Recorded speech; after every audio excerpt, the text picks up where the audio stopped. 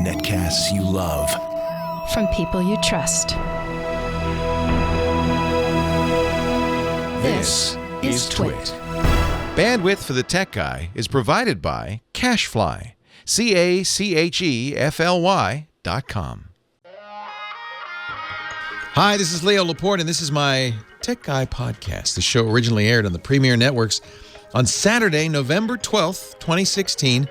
This is episode 1339. Enjoy. The Tech Guy podcast is brought to you by Epson's new Eco Tank printers with Epson's line of Super Tank. All-in-one printers, you can print thousands of documents without running out of ink. Eco Tank is loaded and ready to print when you are. Visit Epson.com/EcoTank to find out more. And by Sonic. The Tech Guy podcast is literally brought to you by Sonic, Twit's 10 gigabit fiber internet service provider. Join Sonic's internet revolution as they bring fast, affordable internet, phone, and TV to homes and businesses all over California. Visit sonic.com/twit to sign up for service and receive your first month free. Well, hey, how are you today? Leo Laporte here, the Tech Guy. Time to talk computers, the internet, home theater, digital photography, smartphones, smartwatches, digital thingamajiggies, virtual reality helmets, all that jazz. Smart cars. 8888 Ask Leo, that's the phone number. 888-827-5536. That's toll free from anywhere in the U.S. or Canada. Outside that area, you can still call. You can use Skype to reach us. 8888 Ask Leo. So since we last met, there was an election, and we have a new president-elect.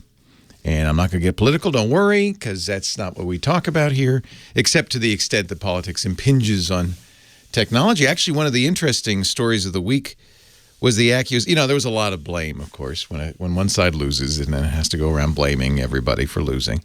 And the one that surprised me a little bit was Facebook. It's all Facebook's fault. and I was trying to understand exactly what people mean when they say it's Facebook's fault. I gather, and I didn't see a lot of this on Facebook. I use Facebook every day. Facebook's one of those things that, I kind of don't like it, but I use it, It's not, I don't like it that's how I stay in touch with family and friends and keep up on what's going on. It's very useful. I kind of feel the same way about Twitter. I don't know what that is. Do you have that? I think a lot of people kind of have that same feeling of, and yet we use it. So I don't, I don't know what to say about that. I use it every day, and I did not see a lot of fake news. Now, I wanted to keep my feed, I go back and forth. Sometimes I just make it so I just want to hear from family and friends. I don't want to hear anything else. But during the election cycle, which has been a long one, a 1.5-year election cycle, I wanted to kind of keep up on all the candidates. So I followed all the candidates. I guess you like them, right? I really wish I could just say followed instead of liked, but I liked all the candidates, including the 17 Republican nominees, the 2 Democratic nominees, and the independent parties, just because I wanted to see that content filtered in through. And I didn't see, so I guess that's a real signal to Facebook. You're interested in politics and political stuff, but I didn't see a lot of fake news. But apparently, thank you, according to some, Facebook's been, I thought, well, you can't blame Facebook, can you? People on Facebook have been putting up a lot of fake news, right? Not like the internet's not full of fake news. That's why we have sites like Snopes.com. I mean, after all, haven't we always? I mean, gosh, I used to get it in my email all the time. Bill Gates will send everybody $50 if they just buy, Windows or something. Remember that one? So to me, this is nothing new. But I guess there was a lot of that going on Facebook. And I don't know how you can blame Facebook. I mean, what is Facebook supposed to do? Are they supposed to vet every story you post and then put a little sign saying, a little arrow saying fake news? And sometimes, some of it's obviously made up, but some of it's like, maybe not, well, who knows, fake-ish. Sort of. Then what do they do?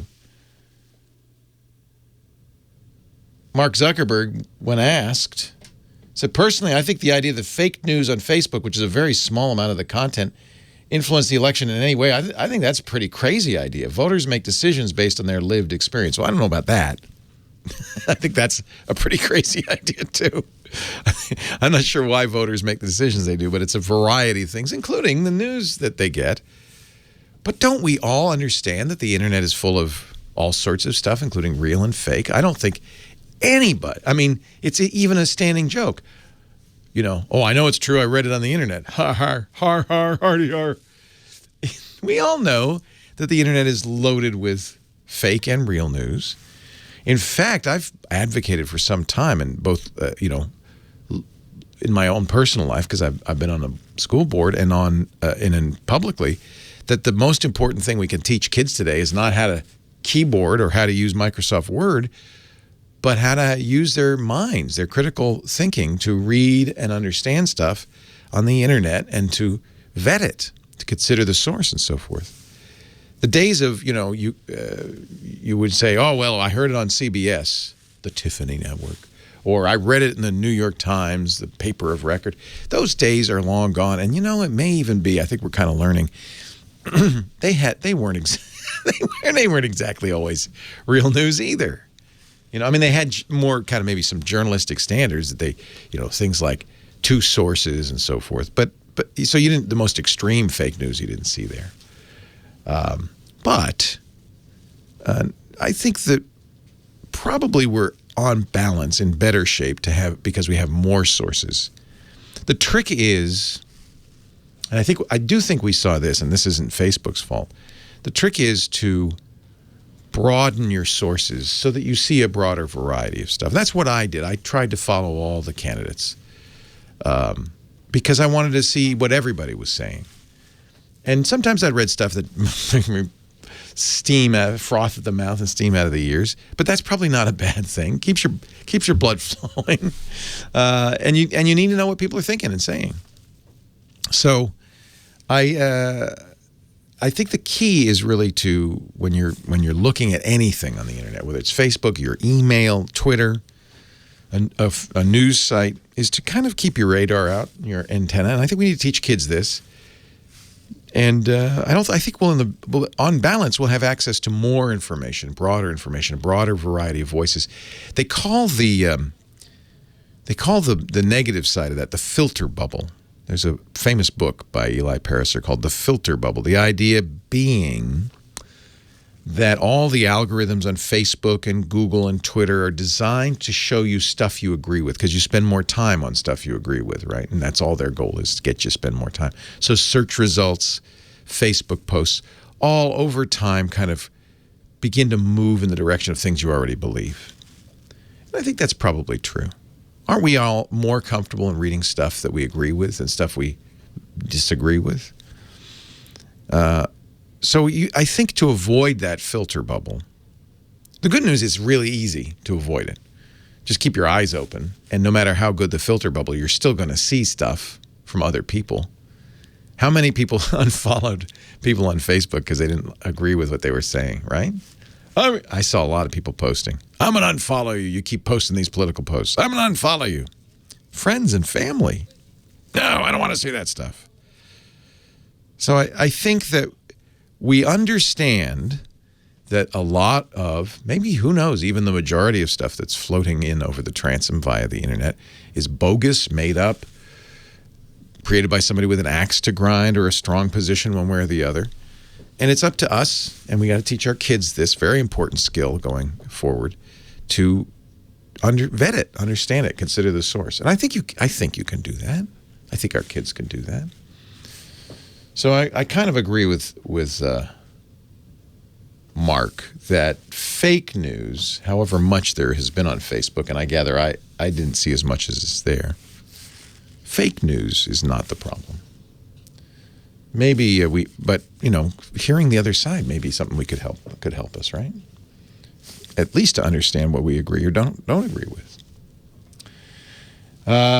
We could talk. I didn't want to get too political, so one of the big stories, and I know everybody's been asking me to comment on other shows and other networks about Silicon Valley's reaction to Trump's election. And, the reaction is pretty mixed at this point. There's good and bad. The tech industry is I think the tech industry, which is predominantly liberal, although not 100% so. In fact, very famously, Peter Thiel, a very famous venture capitalist who gave Facebook its first influx of money, was a huge Trump supporter, and is serving on Trump's transition team now. So it's a mixed bag. Some of the things we expect in the new administration are good for Silicon Valley. Some are not. And I think everybody's just saying, well, let's wait and see. Anyway, enough of that. Let's talk tech. Leo Laporte, the tech guy. Leo Laporte, the tech guy, 8888. Ask Leo, the phone number. I forgot to mention the big story. Facebook killing everybody on Facebook. They have a switch they can flip on your account if you pass away. In fact, you can go into your settings and set this up, which I think is a good idea, that should you pass away, your next of kin is allowed to notify Facebook, and they will what they do is they don't kill your account. They keep it around. This is really, we're in such new territory now, right? We keep it around and memorialize it. They call it a memorial account, and they put a text, Leo's gone. But his friends and family have many things to say about him, and you can put it here, something like that. And was it yesterday or the day before everybody woke up? Everybody went on Facebook within a 15 or minute or half an hour period and found that they had passed away. I saw a lot of it on Twitter. I did not visit Facebook at that time, or I would have grabbed a screenshot, of course.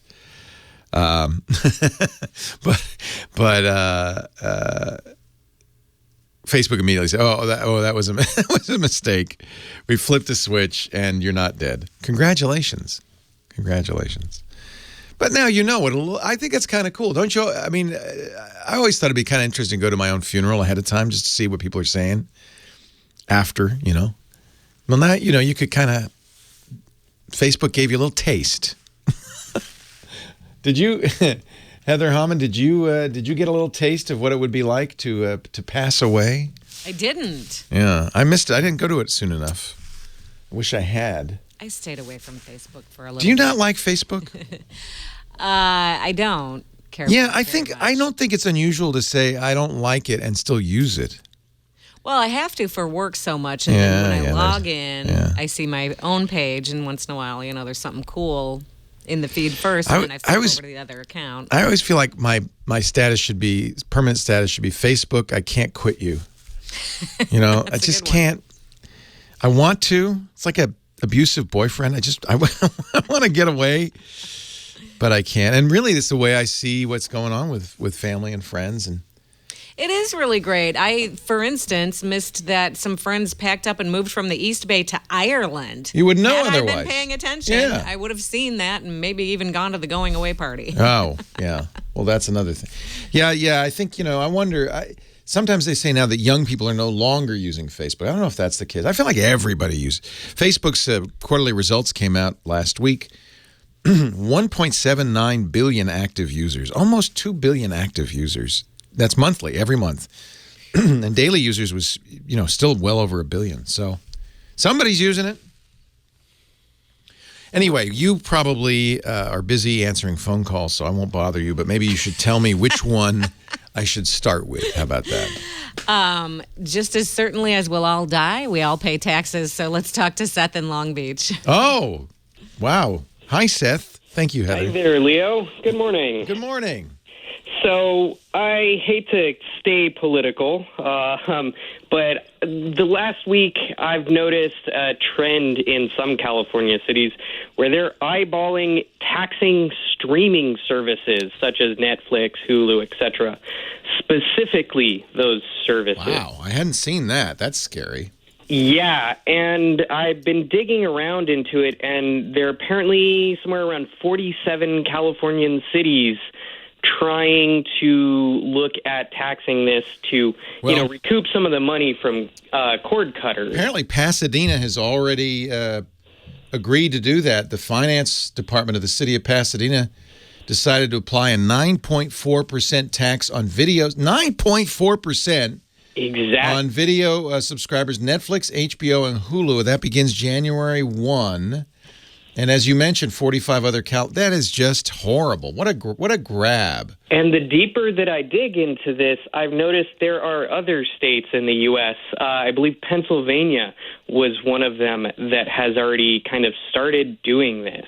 So I gather that they're already taxing the cable companies. Yes, and they want to use that same legislation to tax streaming services as if... By the way, 9.4% on each of them. So if you have a $10 Netflix bill, you're going to be paying almost $11 next year. HBO Go, you're going to be paying another $1.50. That's going to add up, isn't it? Very, very Yeah. So normally you'd wonder, well, how can they just kind of unilaterally announce this? Well, as you say, they claim the voters have already voted on taxing the cable services, and this is just another way of getting it. I agree with you. Not that I guess are they claiming they're losing revenue because of cable cutters, cord cutters? Yes. I find that hard to believe because even if you're a cord cutter, you're still paying for the internet, aren't you? Maybe I guess they can't tax that, or... Well, they already have a tax on the internet is the problem. They're taxing both the internet, and now they're trying to tax the content that you're receiving on the internet. And so it begs the question, well, okay, if I do feel comfortable paying the tax, what happens when I go on a trip and I'm across the country? Do I pay a different tax, or do I continue paying the tax for my home? But even then, that just opens the door to tax everything individually on the internet. And that's exponential at that point. Yes, interesting. I don't... I mean, utilities are taxed, right? So your power is taxed, your phone is taxed. That's a really interesting... And apparently the cities, at least in California, are saying, no, you voted on this in 2000. 16 years ago, you approved this as a general utility tax. That's really interesting. I don't... I'll tell you a couple of things. First of all, it feels to me... Are they going to pick and choose which services they tax and don't? If that's the case, that is highly problematic because they're putting it's a net neutrality issue. They're putting a burden on Netflix and HBO, but I'm a streamer, right? I stream our content, this show, and 20 other shows into people's homes. They're not going to tax my stuff? Yeah, that's interesting. Doesn't that give me an advantage over Netflix? Not that I'm against this idea, but that would be a strict violation of net neutrality. Now, I wonder if the FCC would weigh in on this. They've been strong proponents of net neutrality. They've even got regulations promoting net neutrality. I would imagine at least until January 20th, the FCC might have something to say about this. It's pretty clear that, at least from his tweets, that the president-elect is not a... I hate it that we have to read his tweets, but according to his tweets, the president-elect is not a fan of net neutrality. So we'll see what happens after January 20th. But up to right now, I would think this would be a strict violation, an exact violation of net neutrality. The idea of net neutrality is all bits coming into your home should be treated equally so that nobody has an advantage over anybody else. Shouldn't cost you more to get bits from Netflix than it costs to get bits from somebody else. By the way, we're seeing the opposite happen with the cell phone companies, which are charging nothing for, T-Mobile charges nothing for the established streaming services, but charges for me, in effect, by having me count against your cap. And I'm against it in both cases. All bits should be treated equally. We'll keep an eye on it. Thanks for reminding me about it, Seth. Leo Laporte, the tech guy. But before we do any more, I need to tell you about the amazing Epson EcoTank printers. Those have changed my life. I love it. We have an EcoTank here. Lisa has it in our office. We have one at home, the 4550. And I set it up for both cases, and I loved it because, you get the printer, and of course it's the great precision core engine with the 40 million drops of ink per second and the crisp black and white printing, the two-sided, no warm-up time, all the great things. It's all-in-one, so you can scan, copy, fax, print, color, black and white. But when I opened up the box inside, there's bottles of ink. bottles of ink, and it was easy. If you look at the side of the printer, you can see it's got a little tank. That's why they call it the Eco Tank. And I filled them up. Didn't take any time. Turned on the printer. Paired it with our Wi-Fi. I love that because it's wireless printing from everything, including your apples and your all your stuff. And then I'm not going to have to think about this. And I'm the tech guy for my family, right? So I'm not going to, and if it doesn't work, Lisa's going to call me, right? I don't have to think about it for 2 years. And when I do go to the store and buy more ink in the year 2018, it's going to cost like 80% less. These inks are so affordable. So this is the 4550, 11,000 black and white pages or 8,500 color pages. It's the equivalent of about, 35 or 40 cartridges. Auto two-sided, I use that all the time to save paper. By the way, the ET4550 was named CES's 2016 Innovation Award winner. 2016 Small Business Windows Printer of the Year as well. As they say, an unbeatable combination of convenience and value, and I thank Epson for doing the right thing for their users. The Eco Tank. There's the big one. That's the big puppy. It takes the packs of ink. Saves you even more. So to find out more, go to epson.com/ecotank.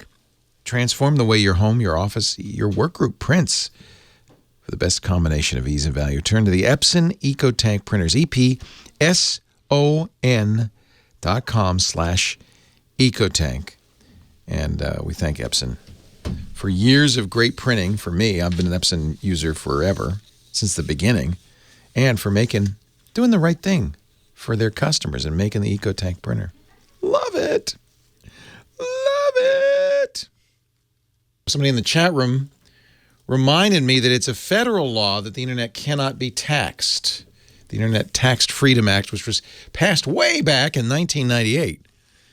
And has been, that was a 10-year moratorium, you remember, and then we had periodic extensions. Eventually became a permanent law in February 2016. The Trade Facilitation and Trade Enforcement Act of 2015 enshrined it in law. So let me tell you, and I think this would be, I'm no lawyer, but the law bars federal, state, and local governments from taxing internet access. So they can't tax your internet access. That's different than taxing Netflix, though. But this second part, from imposing discriminatory internet-only taxes such as bit taxes, bandwidth taxes, and email taxes. It also bars multiple taxes on e-commerce. Doesn't bar state sales tax, as you know. I don't know, I guess a court would have to decide whether this applies to the city of Pasadena taxing Netflix. Interesting. By the way, Scott Wilkinson is not going to be here. He is taking the week off, but he'll be back to talk home theater with us next week if you're tuning in for Scott Wilkinson's segment. But that just gives me more chance to talk with you, including Mike in Monrovia, California. Hi, Mike. Hello, Leo. How are you doing? I'm great. Welcome. Thank you. I have an HP Envy TouchSmart M7 computer, a notebook PC that I purchased in about June of 2014, and it works just great. Everything's fine, even now, except for the fact that the space bar is not functioning, and the only reason is I took the key off. Yeah. And there's a small rubber part. It's round, shaped like a hat, no more. Right, that's the contact. Millimeters in diameter. Yep. And it's basically cracked in two. Oh. You must pound that space bar. And so I called HP a couple of days ago, and they told me my choices are I can buy a new keyboard. I can't just buy a key. I have to buy a whole new keyboard for about $89, or I can pay well over $200. Including the keyboard, the whole new keyboard, and have it installed. You just need one switch. One switch. This is, by the way, a trend in the electronics world. It's easier for them to replace whole parts. So, if something goes bad on your motherboard and you could easily resolder it, they would just replace the whole thing. So, it's a laptop, right? So it's integral to the computer, right? It's not a separate keyboard. That's correct. Yeah. Golly, I would guess that you could get that part and maybe even replace it yourself. Because that little thing is just there's usually on a space bar there's two of them. Is that right? Well, there's just the one. Just the one in the middle? Yeah. Right. So that's the switch. So when you can easily see how that works mechanically. You depress the key, and that little hat squishes. Inside, there's an electrical connection that makes the contact when you squish it. So all you need to do is replace the hat. And I bet you could do this yourself, either by going to eBay and finding somebody else with a TouchSmart M7 they're willing to sell cheaply, or go to maxkeyboard.com. Thank you, Dr. Mom. Maxkeyboard.com on the web sells keyboard parts. Oh. Yeah. In fact, really? I see some little hat switches. I don't know if it'd be the right switch for you. That's the only issue, is it's got to physically fit in that, place. But I would call them and check with them, because it's $1. It's $1 for a keyboard switch. $1. I figured. Yeah. So the key is, they sell, these. We talked last week about cherry switches, which all the gamers love. They sell the individual cherry switches. I don't know if they sell the dome switches. Those are called dome switches that your HP keyboard has. But it'd be worth a check anyway.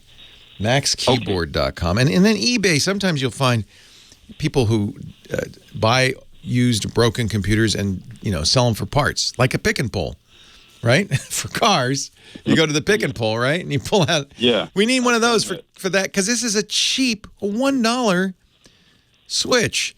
Lumpy's also telling me if you go to YouTube and search for your HP NV TouchSmart M7, there may be videos on YouTube. YouTube is amazing for this, showing you how to replace that keyboard yourself. Yeah, that would help. Yeah. Definitely. So I think you can do this without an expensive. But that's how it is nowadays. They frequently want you to replace large chunks rather than fix individual parts. Isn't that too bad? Yeah. Yes. But it's a $1 part. I could fix this. Yeah, I'm going to try. Yeah, good. So there's a couple of places to look. And that is, that absolutely is easy to fix. It's just a switch. Switches wear out. Keyboard gets pounded heavily, right? That's every word. And I'm surprised they only have one switch there. That's of course, that's why it wore out. So I think you could probably get that fixed. You need a pick and pull for keyboards. There's an idea. It's kind of a Mad Max future, right? Where we just iFixit.com, somebody's suggesting that's a good place to go to learn how to fix things. And some they sell some parts. They might sell keyboard parts. The problem is I'm thinking that HP switch is specific. If you're lucky, it's the same switch HP uses on all their keyboards, in which case you're going to easily be able to replace it. Depends how specific it is. iFixit.com. They call themselves what do they call themselves? The manual, computer manual for everybody. It's got actually not just computers, they have manuals for everything and tools and parts. They even have, you could fix Happy Meal toys. They have the tools and the parts. If you got a crying kid, Mommy, my Happy Meal toy broke, you can go to iFixit.com and they'll tell you how to fix it. Wait an hour. They were a sponsor. Are they still? I think they might still be a sponsor of some of our podcasts. So I'll give you a disclaimer there. I don't know. Does that change your opinion? I don't think so. Dana, Upland, California. Hi, Dana. Leo Laporte, the tech guy. Hey, Dana. Hello, Dana.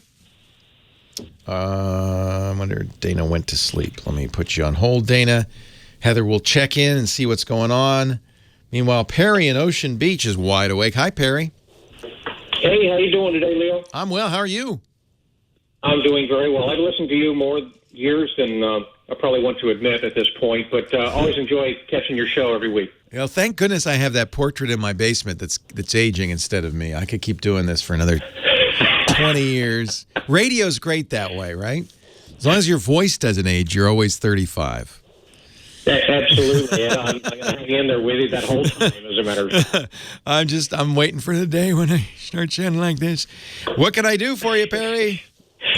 Well, you know what? Although I'm kind of a geek and I've been in computers and I do cybersecurity and things like that, I just really haven't paid attention to smart watches. I'm at the point now. You're not alone. You're not alone. The whole world's ignoring them. Well, I'd like to find something that has the functionalities I need. I really don't need a cell phone built in there. I'm looking through a lot of reviews. A lot of because that means it's got to be massive just to hold the battery and the radios for that.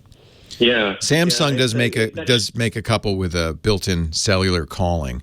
Usually, a smartwatch is considered a companion to your smartphone. And the smartwatch you use will depend considerably on the smartphone you're using. I'll tell you what, we have to take a break. Would you hang on?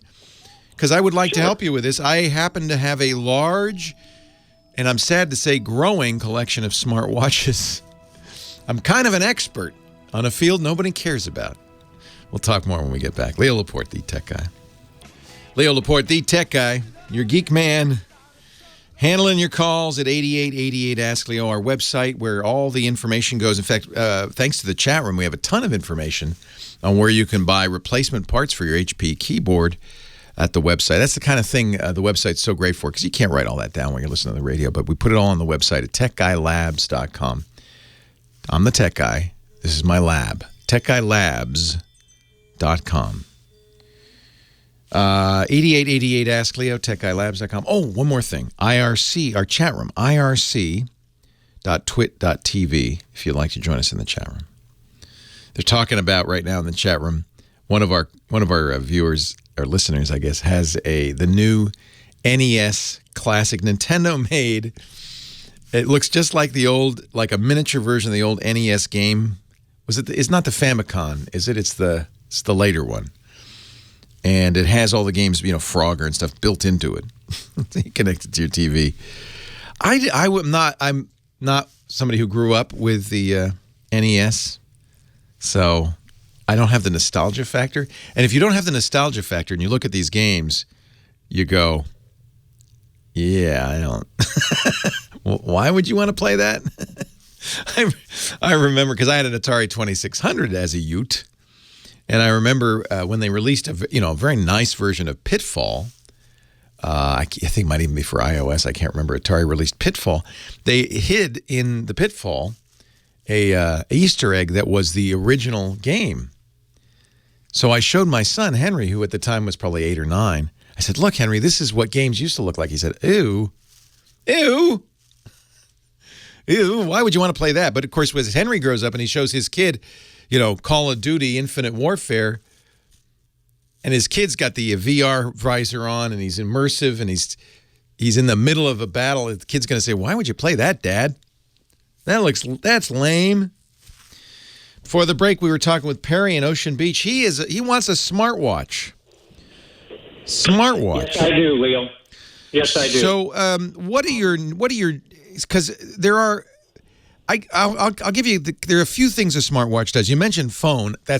Forget it. That's crazy talk. Agreed. If you think of a smartwatch as a companion, a sidecar to your smartphone, the couple of things that it does that are useful are notifications, and some of the fancier ones will let you respond to text messages and stuff like that, and then fitness. Those are the two big categories. Which of those are you interested in? Well, actually, both. Okay. I'd like to have both. And you mentioned before a lot of it could be depending on my phone. Well, I have the S7. Okay, so you're an Android guy. So you can use an Apple Watch, but in a very limited fashion. The Apple Watch is not a good choice for you. Okay. So there is, of course, Android Wear, which is designed for Android phones, and Google does the same thing with Android Wear that they do with Android devices. They make and offer an operating system and a spec, but then allow other companies to manufacture it. And there's everybody from the hipster watch company Nixon to LG and others who make these watches.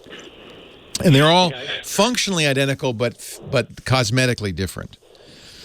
Then there's also the category like the Fitbits that offer some of those features. So I'm wearing right now, today, depends on my whim of the day, but I'm wearing and it works with my Android or iOS device, a Fitbit Blaze, which is not a particularly attractive watch.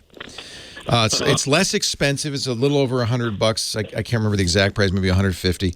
Less expensive than an Android watch.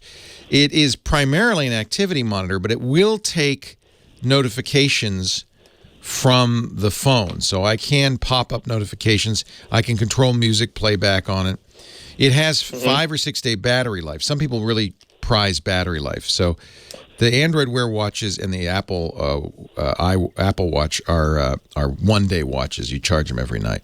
So the Fitbit watches are 5 to 7 day watches. The screen is hard to read in bright daylight, but it's very good at. It's one of the few that is a decent heart rate monitor, if that's important. It is. And it will use the GPS in your phone. It doesn't have its own GPS, unlike the Apple Watch. Oh, okay. So it doesn't carry it on board. A lot of the things I've read, some of them say, GPS, some of them, all the different options. And it just kind of gets confusing after a while. What is your thoughts about the Samsung S2? Or I think it's a beautiful watch. They've got they've done some really interesting things. They use the bezel. You turn the bezel as a control. I think that's a good way to do it. The challenge with the watch is you have a very small screen and limited interface capability. And Apple's, I think, overdone it with the interface. It's very hard. They step back with Series 2, but the Apple Watch, they have 2 buttons and Force Touch and all these different ways to interact with it. And I don't think they solved it. And then Android Wear is maybe too simple. You swipe up, swipe left, swipe right. That's pretty much it. So interface is a challenge, and I think Samsung's done a good job with this new S2. It does have GPS in it. We're going to see a new Android Wear platform early next year that might be a good solution. But if you're using a Samsung device, as you are, I think the Samsung watches are probably a very good idea. Don't get as you point out, the bad idea to get the watch that has the phone in it. Because that's just... I kind of got that idea early. Yeah, it's just a drain on battery life, and you're not going to talk on the phone to your watch. And I'm not going to pay the fee to add it to my plan. It's another phone line. That's right. So I'm actually quite fond of what Samsung has done. The only issue I have with Samsung is it's Samsung only. So you're kind of now, and everybody does this. I wish they didn't. You're locked in to Samsung, right?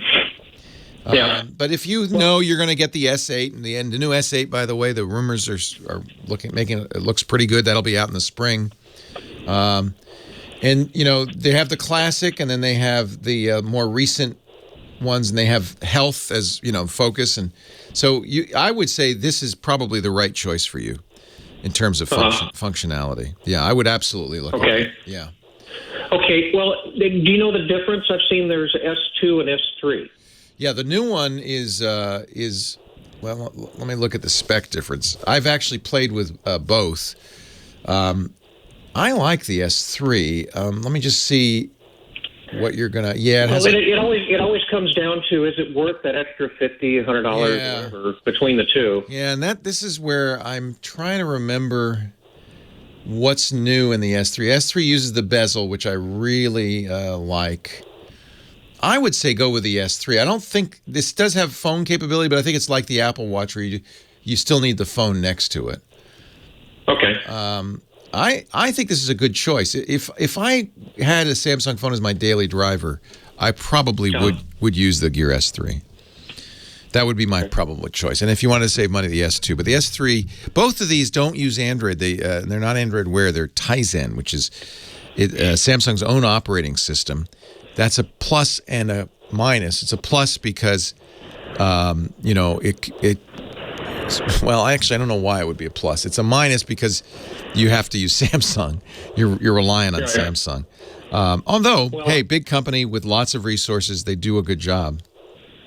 Yeah, and I've been Samsung since S3. Yeah, so you're committed to it. I was Motorola, so prior to that, and Samsung just works for me. Well, then absolutely look at the S3. The Gear S3 that's to my mind as good as any watch out there.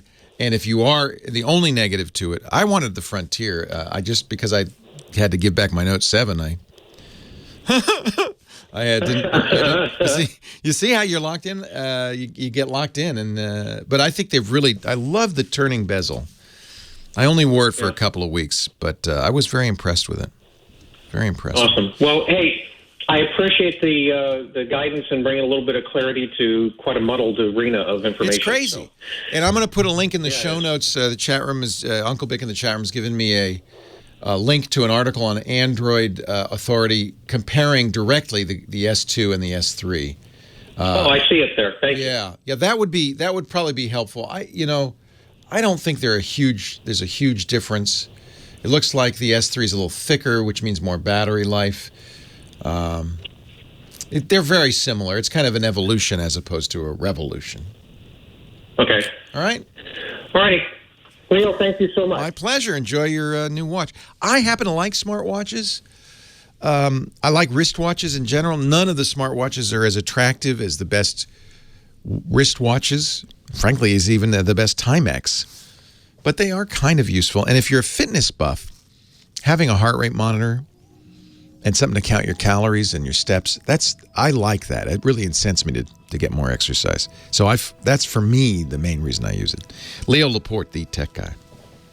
Well, hey, how are you today? Leo Laporte here, the tech guy. Time to talk computers, the internet, home theater, digital photography, smartphones, smartwatches, virtual reality, smart cars, and all of that jazz. 8888. Ask Leo, 888-827-5536. That's toll free from anywhere in the U.S. or Canada. Outside that area, you can still call, use some VoIP solution like Skype, and call that number. It should be toll free. 8888 Ask Leo. Rick is in Torrance, our next call. Hi, Rick. Hey, Leo, how are you? I'm well. How are you? I'm doing good. Good. My question for you is, I know with backups like Carbonite, you can set it to where it automatically backs up your computer. Right. I use Google Drive, and right now I've got a desktop folder that I back all my documents and everything into. Plus, I also open up Google Drive and make a copy. And I love that. There. So Google Drive, Dropbox. Making a copy. Yeah. Can they automatically back it up? Well, so understand the difference between Google Drive, Dropbox, Box. A lot of these solutions, they have a single OneDrive, single synced folder. And as long as you don't mind putting everything into the synced folder, it will back up automatically. So with Google Drive, you have to put everything into the Google Drive folder, and it will automatically be backed up. Make a change locally, it'll be backed up to Google Drive and vice versa. Same thing with Dropbox. It's not a full computer backup because you have data in other places as well. Mm-hmm. But for a lot of people, that's all they need, and I think that's a perfectly fine solution. If you're saying all I really want to back up is my documents, for instance, and I use Google Docs, and that's my primary, word processor spreadsheet, and so it will always be saved in the Google Drive, then that's a very good way to do it. It's how people on Chromebooks do it, right? They don't ever have to. If you have a Chromebook, you don't worry about backup because you're not storing anything locally anyway. Right. And it's kind of the same on a PC, but what's backed up is not everything. Now, in order for that to work on Google Drive, you have to download the Google Drive app. I don't know if you've done that or not. Yeah.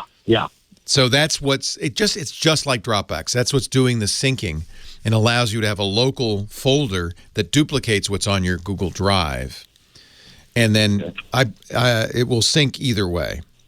So basically, I need to, like, if I've got a document that I just finished and I want to save it, I need to actually put it into the Google Drive folder. Yeah, that's what I mean. It will not look at my computer and say, okay, this no, because it's not backup. It's just synchronizing a folder. Same thing with Dropbox. Same thing with OneDrive. All of these are solutions that synchronize an individual folder. Uh-huh. Now, as long as you keep everything in that you want to save in that folder, that's fine. But there's things you probably have on your drive that aren't in that folder. Your internet back. I'm a nut. I've saved everything. I want a duplication of my computer. Well, no, so that's where you want Carbonite because, for instance, your internet bookmarks, they're not going to be ever stored in the Google Drive folder. Right. Saved games. There's lots of stuff, lots of data that you create. If you have a photos folder that's not in the Google Drive folder, those photos are not being backed up. Now, there is a solution in that case. You can use Google's Photos, and Google Photos has an app. There's also a Google Music app. So you can piecemeal together a solution with Google that will back up most of your stuff. You still think about that is you are going to pay for it because the more you pay for storage on Google. Right. I happen to have a lot because I bought a Chromebook Pixel. That gave me a terabyte. But then a year later, it went back, and I only have 500 gigabytes now. I only have 250 gigabytes now. So, I like it. I think Google Drive is great. If you're on a Chromebook, it's a fabulous solution. And generally, if you get a Chromebook, you get 100 gigabytes storage with the Chromebook because that's now your drive. But for a PC, a Mac or Windows machine or a Linux machine, I think you certainly should do that. But you remember, you always want to do belt and suspenders of backup. You should probably have a solution that backs up other stuff as well. Yeah, I've got Google Drive, I've got a external backup, and then I've got my Mac. And I try to keep that's great. Happy in every one of those. Yeah, and I use a terabyte on Google Drive. So for $10 a month, at least I can save up everything I've got and not worry. And I have to say, this is very handy. Amazon also offers backup for photos. I mean, everybody's doing this now. But I just got Google's new phone, the Pixel, and it backs up an unlimited number of photos to Google Drive. They don't ding you for storage. So I move all my photos to my Pixel phone and let it back them up because that's, unlimited photo backup. That's a good deal. Now that Pixel, how do you like it? Because that love it. was my next step. I'm planning on getting one. Love it. Well, if you're all in on Google, this is the Google phone. It's an Android device. Right. And I am very impressed with the camera.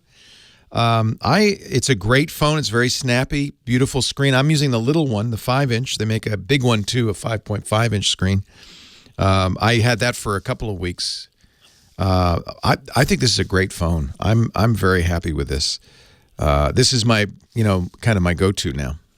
Yeah, I'm planning to leave Verizon. I've had a Note 5 with them, and they've replaced it 4 times in about 8 months. Every time something goes wrong with it. And, of course, they give you a refurbished one, and they act like that's new. And then it goes bad again. The battery's been used, different things, and they keep on going bad on me. Yeah. So I'm planning to leave them and go with Google all the way. Good.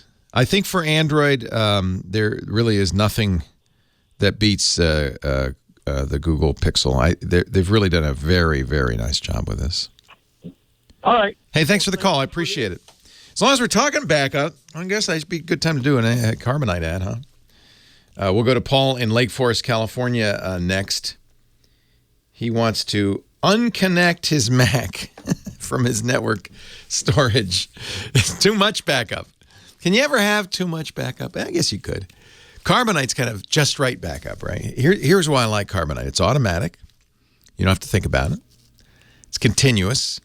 It backs up all the data on your drive. You can tell it what to back up, what not to back up, but even the default's pretty good. It just backs up all the stuff you would want to save. And the nice thing is they don't meter your bandwidth. They don't cap your storage. It's a low price for everything on your Mac or your PC, $59 a year for home users. They have a lot of business plans, including a hybrid solution that has a local backup and a cloud backup for bigger businesses. Go to Carbonite.com and find out about it. I really like what they've done. They've made it easy. So it's, sometimes these solutions, they're complicated. You might have overlapping solutions and be in mystery about what you've got backed up. You don't want that. You want to feel confident, and that's what Carbonite does. Try it free. You don't need a credit card, just my name, Leo. And if you do use my name, Leo, when you sign up, you'll get 2 months free with purchase. You got to back it up to get it back, so do it right with Carbonite. Don't forget to use my name, Leo, for 2 months free. Paul, Lake Forest, California. Leo Laporte, the tech guy. Hey, Leo. Your Mac is connecting to your NAS. Well, one thing is, it shows up. The NAS shows up in the sidebar of the Finder. Yeah, it mounts the NAS. It used to connect. Oh, I see. It used to connect. I think what happened is when I upgraded my router and all of the IP addresses. So the sidebar of the Finder is kind of permanent. Even if it stopped connecting, it'll still show up there. The idea being you would then click on it and it would mount it. But if you click on it and it eventually goes, I don't know what you're talking about, Is that what's happening? It says check the IP address, but I can't seem to find anything in the Finder that tells me what the IP address is. Right, so drag it out. Drag it out of your Finder sidebar because it's not doing you any good. That's out of date now. And you can probably still mount that NAS, but you have to find it. The NAS, and you have to be on the same router. Oh, yeah, I mean, that's... Yeah, it changes IP address. Yeah. So I have to take a break. So hold on a second, and I'll tell you, it's fairly straightforward. You could Google it, too, how to mount a network-attached, that's what a NAS is, network-attached storage drive on a Mac. Once you've mounted it, then you can add it to your Finder, because that's just an icon. It's a shortcut. Leo Laporte, the tech guy. Talked a little more with Paul about getting his... This is always a little tricky, right? Getting his server, his local network-attached storage to show up on his Mac. He wants to mount that drive. It's difficult for me to do this remotely. You're going to go to the connect to server box in the Finder, and if you could see the server, that's a start. That means the router's letting that SMB or AppleTalk, you choose your protocol, pass through the router. You're all on the same network. The router shouldn't really get in your way, but it could. And then you need to mount it and have it show up. I think AppleTalk, if both sides support AFP, that's probably a good choice. Mike in Rancho Cucamonga. Hello, Mike. Leo Laporte, the tech guy. Hi, Leo. How's it going? It's going great. How are you? I'm doing pretty good, man. I have the problem I'm having is I have a Samsung Galaxy S6 Edge. What's happening is I recently updated it, and now out of nowhere it keeps pinging that it's connecting to USB, and it does it on almost like rapid fire. Even if there's nothing connected to the port. Yeah, it's I mean. That's not good. That sounds more like hardware. Like it's getting a signal from the port that something's connected to it, and some sort of ghost connection. You make sure you've turned off USB debugging. That's kind of buried deep in the developer settings. I don't know if you turned on developer settings. No, I haven't. Yeah. You can. It might not be a bad idea just to check. The developer settings are there for, developers. But one of the things you can turn on in the developer settings or developer options is USB debugging, and that might be something that's triggering it. So what you do is you go to your About phone in the settings, and you tap the build number 10 times. It's magic. And it'll actually tell you as you get close. You don't have to count it. It'll say, only 2 more taps, you'll be a developer. Only 1 more tap, you'll be a developer. And you finally tap it enough, you're a developer. And then you'll see a new menu. I know. And you'll see a new menu in your settings, and that's called developer options. Samsung might call it something different, but it's right above the About This phone. And in there, you'll see a lot of, if it's not a hardware issue, it could be in there. Just, you want USB debugging turned off, probably. Okay. Because what it's also doing is it keeps trying to enter VA remote, which it wasn't doing before. It thinks you're connecting something to the USB port. Yeah. So, but it happened when you did the update.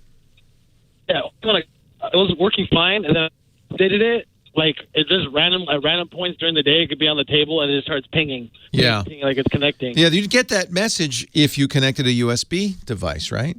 So the other thing to do, this kind of sounds crazy, check your USB port for fuzz or something in there, right? I've had that happen.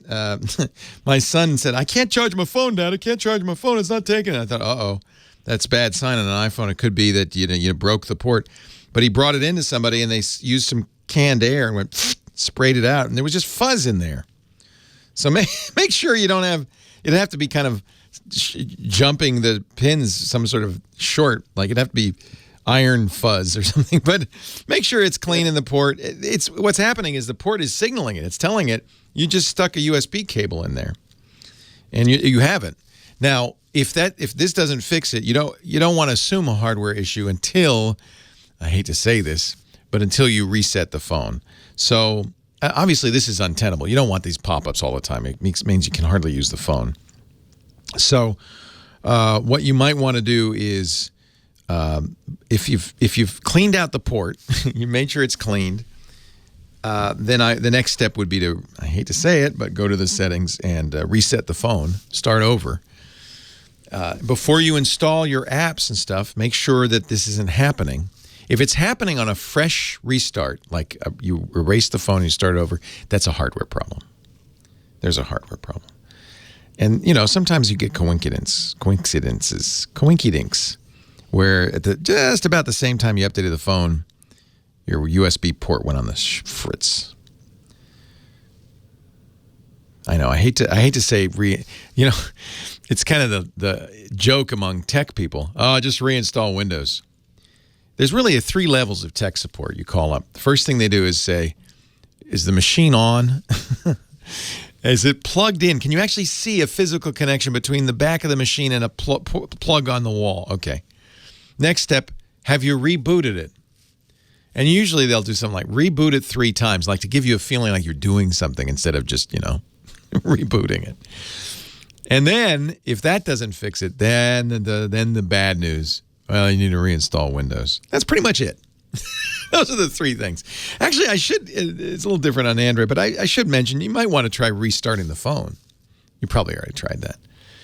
I don't mean just darkening the screen. Every phone has an on-off switch. We call it the on-off switch, except it's not. It's really the screen blank switch.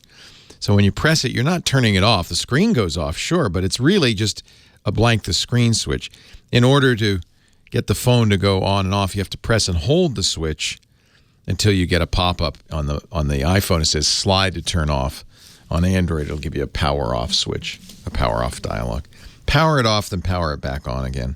Maybe that'd be nice if that just fixed it, wouldn't it? Wouldn't that be nice? And if not, reinstall Windows. Ellie in Honolulu, aloha. Aloha, Leo. Aloha. How are you today? I'm doing okay. I have a question for you. Yes. That's why I call. Why else would you call? I know. Nobody calls just to say, hey, how you doing? Everything going well? They wouldn't put us on the air. I know. Heather would say, no, you got to have a question. Or a comment or a suggestion. Right. Did you get your June oven? Not yet. Did you? No, I can't afford it. I can't either. My wife's mad at me. I bought it, but I said, honey, there's good news and there's bad news. Because we have a very nice toaster oven, a Breville toaster oven. She uses it all the time. She says, I love this toaster oven. I want to get. Yeah, Breville's great.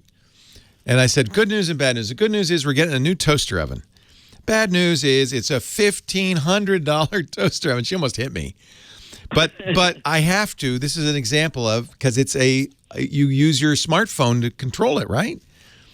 Right. It's got all these fancy Dan things that you can do. It's called the June, June. I'm sure it's not worth all that money, but. Well, I was looking on the iPhone for the app, and I couldn't find it. Yeah, no, it's not out yet. Accessible. It's not out yet. But I got it because I can review it when it comes out. It's one of those kind of Indiegogo style things. Hey, hold on a second, Allie. We got to take a break. Leo Laporte. Okay. The Tech Guy. I got to show you something. This is so awesome. I'm going to go to fast.com. That's the speed test from Netflix, right? And I'm going to do this. I'm going to do this in real time so you can see it. So here you go, fast.com. Let's see how fast my internet is. Whoa, whoa, whoa, whoa, whoa. 890 megabits per second. I've got gigabit Ethernet on my computer. Now, I have to say that some of the overhead here is the speed test, because if I go to DSL reports and do the same thing, it's a little bit more. But, you get the, I actually eventually, you get to the point at some point where, the difference between 930 and 960, it's small. But I show you this because I'm boasting a little bit. I'm so proud of our new Sonic connection. We actually, into the studio, we have 10 gigabits per second. But gigabit's all I need on this computer. That's plenty. And frankly, that's all the computer can handle. It's literally as fast as the computer can go. It's just mind-boggling speed. Look at that. And rock solid. Sonic is our internet service provider. They bring you all of our podcasts. And I got to tell you, they should be yours too. If you're lucky enough to have Sonic in your neck of the woods. The internet infrastructure in the U.S. sucks. It needs fixing. Too many people paying too much for unsatisfactory cable internet. Sonic delivers fast, affordable internet, phone, and TV to homes and businesses all over California. And you know how much this speed would cost you? $40 a month. For what? $40 a month. Oh, and I haven't even told you the whole thing. Not only do you get gigabit internet service, you also get 15 email accounts, a gigabyte of storage, personal web hosting with a new domain, fax line service, and home phone with unlimited long distance and local calling. All of that, $40 a month. Here's the downside. You can only get it in some parts of California, San Francisco, the North Bay area, the East Bay area. The other thing I love about Sonic, and they deserve all the credit in the world. Let me get the EFF's ISP scorecard. Electronic Frontier Foundation. Each, I think they do it quarterly. They rate internet service providers. They call it "Who Has Your Back," right?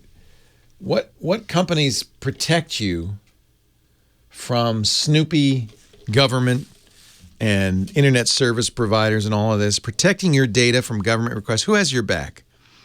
And you can look at Google and all these people, but go down here. Whoa, there's Sonic. 5 gold stars. Follows industry accepted best practices, tells user about government data demands, discloses policies on data retention, discloses government content removal requests, pro-user public policy, opposes backdoor. Sonic is standing up for privacy. They offer friendly local customer support, uncapped bandwidth, no bandwidth caps. And can you believe the pricing? I am such a fan. You might have seen their CEO, Dane Jasper, an old, longtime friend of mine. I've been a Sonic customer for 20, I don't know, whatever. How long am I? Maybe 15 years? Long time. He was on Triangulation. You watched that interview. Join the internet revolution. Visit sonic.com/twit and get your first month of Sonic internet and phone service for free. And if you don't have Sonic in your neighborhood, just demand it. By the way, they also offer, if you want TV too, they bundle with Dish, and you can save $120 on your Sonic bill. Sonic, SONIC.com/twit. I'm so glad that they gave us this 10 gigabit service here in the East Side Studios. And I want to just praise them to high heaven for the great job they do for all of us. Look at Verizon. Forget it. Sonic.com/twit. And I'm excited because I talked to Mom yesterday, and she's going to send me all the photos she's been hanging on to. She didn't want to, I said, well, like before this came out, I was saying, here's a shoebox. We'll send it to one of the scanning companies. And she couldn't bring herself to do it. She said, but what if they get lost? So I said, well, Mom, you're going to FedEx it to me, and I'll do it. I might have to do the same. Yeah, because those prints, if they wear out. You don't want to lose them. I know, and my sister has so many. I have so many videotapes, VHSs that I need to convert. Yeah. And you only have like a 10-year limit. Supposedly. No, that's right. They start to flake. And that means I'm in trouble because it's over 10 years. That's Johnny Jet, travel guru. He joins us every week. His website is johnnyjet.com. He has a great bunch of free newsletters on his website, and he's on Twitter, and he's on Instagram, but he's not on a boat today. You were supposed to be on a boat. I was actually supposed to be calling you from the Miami airport. I would have just been returning from the Harmony of the Seas, which is the world's largest cruise ship. And you went on the sister ship, so you know how large it is. Yeah, I was on Anthem of the Seas last Christmas and New Year's, and boy, I had a great time. It's like an amusement park plus apartment building plus shopping mall at sea. Yeah. I think this one's even bigger because this is a new class of a ship. They have a couple of these. This one has a garden down the middle, a 9-story water slide. My sister just did the Abyss. She just sent me a video. She did a great video of it. It's made for Instagramming. It's made for Snapchatting. I mean, it's like people won't believe it when you see it. It's an incredible boat. Yeah, I actually tweeted her video just last night. So she's been able to do that at sea. She's been able to upload this because it has this Voom internet. I don't know how they do. Well, I know what they say, but I don't understand. It's so good. It's as fast as your home internet. Yeah. It's not cheap. She was sending me large photos. I mean, it's amazing. Often. Yeah. And if you've ever been on a cruise, you know that the internet on a cruise ship is usually unusably slow, but this is amazing. Yeah, that's why, everyone will love it. I'm retiring on a ship. I don't know how big that ship will be. All I know is it'll have to have internet so I can keep podcasting. I'm with you. I'm going to be right next to you. Good. Jack will be taking care of us both. That's right. So I got a couple of websites. I got a website and an app for you. So one, for the website, it's Flight Aware, which you're probably aware of. Oh, so man, Flight absolutely. Aware. I use this all the time. But they have so many different segments of the website. So one of the ones that I use all the time is if I'm going to, let's say I was flying today from Miami to LA, and I want to know how often that flight's on time. And because this will tell you not only how often it's on time, but it will tell you how long the flight in the air is actually going to be. Because usually when you book a ticket, they'll say, Miami, LA is 6 hours. When really the actual flight time will probably be, 5 hours. So this will tell you the exact how long the flight is, and also more importantly, how often it's going out on time, what the delays are, and that's how I usually book my flights. I usually say, okay, well, traditionally the first flight in the morning is always on time because the flight usually comes in, the night before, sits at the airport. Although not always, because some are coming in on red eyes, but this is a great way to plan your flights in advance to make sure that, you're going to be going out on time. And this is something to think about. They've really beefed this up. I mean, I always just used it for flight tracking to know, am I going to, where's my flight? Like I'm waiting for somebody at the airport. Where are they right now? And anyway, it's fun because you could say, they're about 15 minutes out. Oh, they're on approach. Oh, they're on the runway. It's kind of cool. But this does so much more now. I guess they're using all planes must have transponders, right? Because it feels like they have like maps of where every plane is in the air right now. They do. It's amazing. And of course, with all that, you get things like tracking the on-time stuff. And they give you the last 10 days, but if you do is you sign up, put your email in, you'll get the last 4 months. So you can really, and it literally takes 15 seconds to sign up to get all that free information. Join these guys. This is great. I love FlightAware. I use them often. And also, by the way, you can pay for an account, but you don't pay for an account. I don't pay for it. You don't need to. And I don't have any pro version or anything like that. Right. But also, a report just came out that flights tend to be more delayed during the holidays. Oh, yeah, of course. And the reason why is because of the weather and also so many people flying. But the flights that are usually causing the problem are the smaller regional jets because, if there's any kind of weather, they get rid of the smaller flights first. Yeah. So I recommend people staying away from regional jets during the holidays. I actually don't like regional jets, period, because I don't like being in small planes. They have different rules for the pilots and flight attendants. And, there's a few factors. But also, do you feel like they're less safe? I do, actually. I really do. Oh, wow. Because I fly regional jets a lot. So, if there's an option for you to go out of a larger airport, so I use it. I just wrote a tip for my newsletter next week.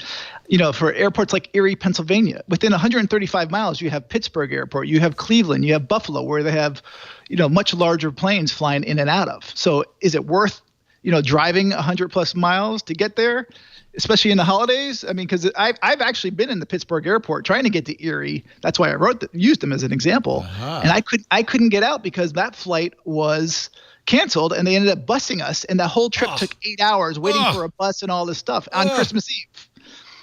So keep that in mind when you're booking your Christmas flights, even Thanksgiving. Look at alternate airports that have larger planes. Don't just look at the small planes. But again, there's some airports that you just cannot. And I love if you go to FlightAware.com, they have a misery map. Yes. That shows where, there are lots of delays. Right now, SFO, the San Francisco airport's always got, because of fog, lots of delays. Yeah. So that's good to know. FFO didn't have those delays. It would be a great airport. I love it. Well, I often will use Oakland because Oakland is because the weather's so much better. It doesn't have fog. Yeah. So great. FlightAware. Explorer, I just created a free account. You're right. I was doing it while you were talking, so it wasn't hard. And now you get access to all sorts of interesting things, including with this misery map, there's a graph at the bottom showing how it ebbs and flows over days and time. So that's kind of neat. You can see it moving. Yeah, I like that. The misery. Misery map. We have time for another one? Yeah. All right, so my app is actually called iWatch LA, as in Los Angeles. iWatch LA. It's a free app for Android and iOS and Windows, I believe. So what these guys do, and it's not just for people who live in LA or visiting LA. I think everyone should check it out because they have these really useful videos. This is the LAPD. It is, and they're trying to bring awareness to terrorist attacks. The police can't prevent terrorist attacks alone.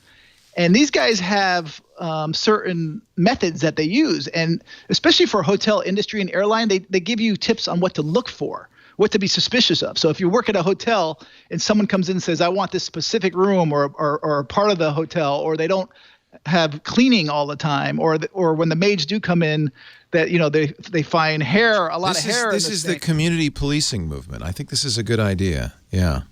I mean, there's no way to stop all the terrorism but the police alone. They really need everyone's help. It's as corny as it sounds that if you see something, do something or say something. Don't do something. See something, say something. Don't do something. Pick up the phone or say something. Jump on their back. Yeah. That's great. It's called iWatch LA, Android, iOS, and there's a website to iWatch LA. And I imagine other cities have something similar.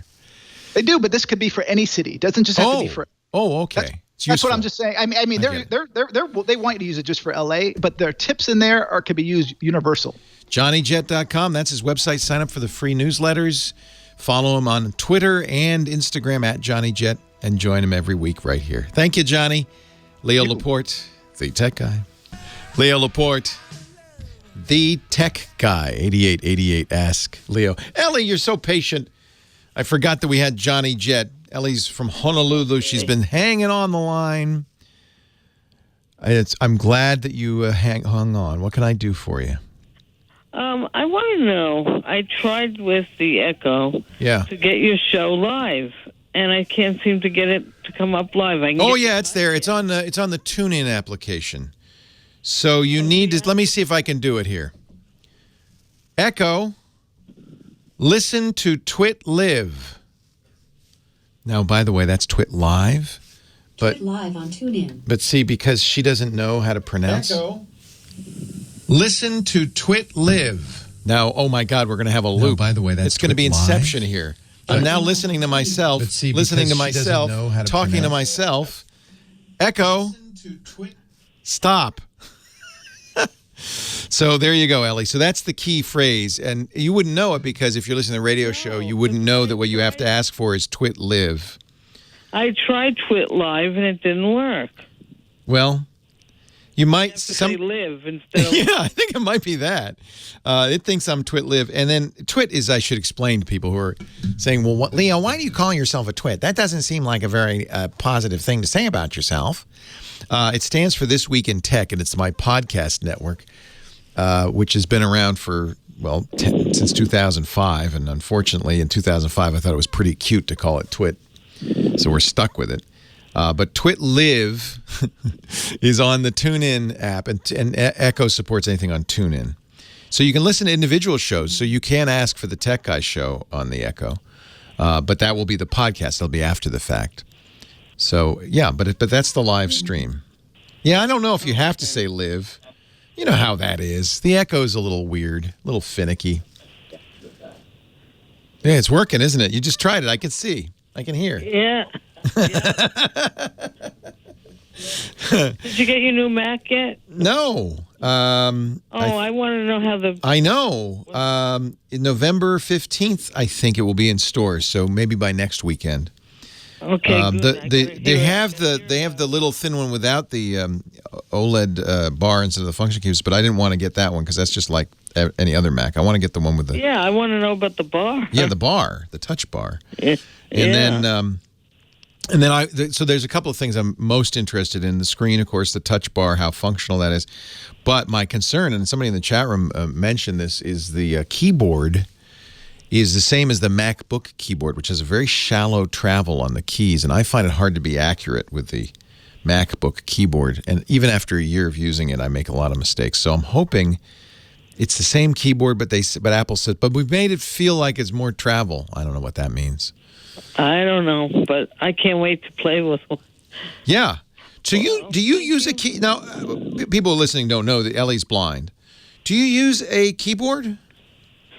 Well, I have partial vision. So you can see enough that you can see where the keys are. Yeah. But if I have to, I use VoiceOver. And I love the trackpad. I'm addicted to the trackpad. Yeah, I think and the new MacBook Pros have giant trackpads. They're as big as an iPhone. Yeah, I know. They're huge. Huge. It looks bigger than the keyboard. I know. But I don't understand why they made that shallow keyboard. I guess there was a fight for space inside that thing. What do they call it? Butterfly keys? Yeah, so what they've done, they did this on the MacBook. And I understand with the MacBook, it's so thin, they really had to make the keyboard thinner. That means the keys don't move as much. And if you touch a keyboard on most keyboards, they rock a little bit, right? And that's because they have one switch in the middle and they can rock a little bit. And we're used to that. I don't know if it's a good thing, but Apple touted when the MacBook came out they were going to use this special new switch, the butterfly switch, that would support it so it wouldn't rock. It'd be more firm. And they also made, on the MacBook, keycaps bigger. I think to kind of, I don't know. You know, the problem is we're so habitualized in how we use a keyboard that even if the change is for the better, it may hinder our ability to type. I mean, after all, the QWERTY arrangement that we use here in the U.S. is a ridiculous arrangement. You have to learn how to use it. Figure that out. I know. There's the story everybody gives out, and it turns out to be apocryphal, is that designers of early typewriters did that to slow you down so you wouldn't jam the keys. But I've since read that that's probably not the case. I'm not sure why QWERTY on the home row, but actually above the home row. The home row is the one below that. Right. But we're all used to it now. It may not be the best way to do it, but, change that over my dead body. I'm not going to relearn how to type. No. Right? Right. There's a few things I do. I always, no matter what keyboard I'm using, I always take away the caps lock key. It drives me crazy. I don't like it either. I don't like it. So almost every operating system I know will let you somehow modify that so that it's not used, it doesn't do anything, or you have to tap it twice or something. But any other modification you do at your peril, and Apple's done a couple. They've not only have modified the keyboard, they've replaced the function keys, including the escape key. All the keys that are at the top of your keyboard are gone and replaced by this special second screen. We'll see. I'll let you know as soon as I get it. Okay. As soon as I get it. Thanks a lot. Hey, Ellie, it's great to talk to you. Thanks for hanging on. Now you know how to listen to us on your Echo. I got the, what's nice is you can listen to us on the Echo. You can't yet on the Google Home. Some things Echo does very well, buying stuff on Amazon being probably from Amazon's point of view the most important. You can also listen to Audible books because they're owned by Amazon. I listen to audiobooks all the time. It's nice to be able to ask my Echo to read to me. Anyway, let's take a little break. Back to the phones in just a second. In fact, we're going to talk to Bruce in Pasadena. Oh, hi, Bruce. He says Windows 10 is driving him nuts. Bruce in Pasadena. Hi, Bruce. Leo Laporte, the tech guy. Hi, Leo. Thanks for taking my call. Thanks for calling. Oh, Leo. Oh, Bruce. Windows 10. Ay, ay, ay. I have this beautiful small Acer tablet that I just loved when it was Windows 8. Yeah. And converted over to Windows 10, and now I'm having just a wonderful time. Each week, something new. The last couple of days, I've gotten this Threads stuck in device driver. When did it start happening from the day you installed Windows 10, or has it happened more recently with the updates they've been pushing out? More recently with the updates, especially that big one. Yeah, that's the one, the anniversary update they called it. It came out in early August. Yep. And it just messed up a lot of Windows machines, including people who have webcams stopped working.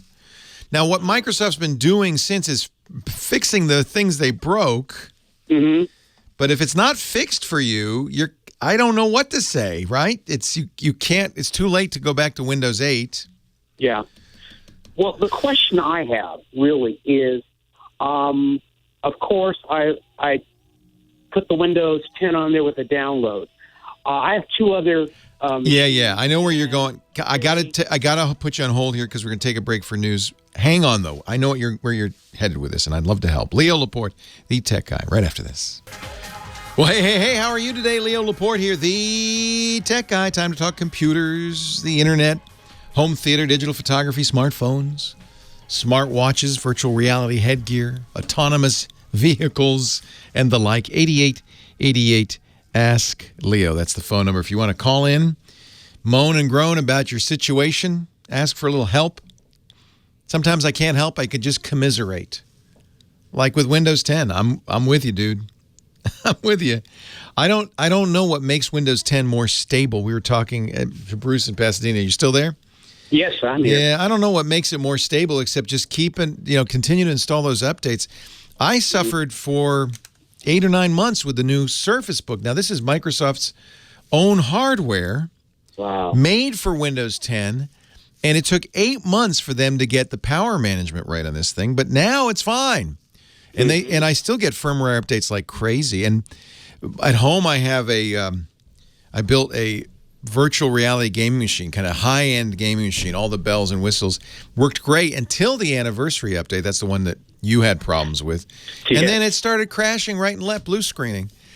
Turned out in that case, it was an NVIDIA driver that wasn't compatible. It took them about a month to get the new driver out, NVIDIA, but it's now stable again. So that's, short of reinstalling. I know what your question is, which is that you installed Windows 10 on top of Windows 8. Right.